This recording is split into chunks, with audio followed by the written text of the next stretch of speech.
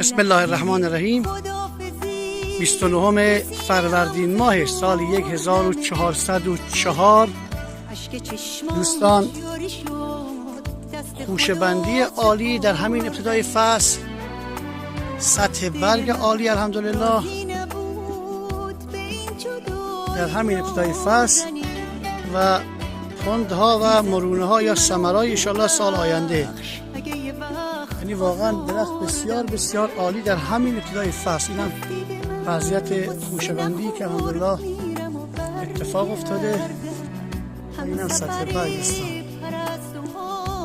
دوستان، اگه دنبال همچین برگی هستید در اول فصل توصیه میکنیم که از کودهای فسفر بالا دوستان استفاده کنند تا این اتفاق قشنگ در همین ابتدای فصل در باغشون و در مجموعهشون بیفته.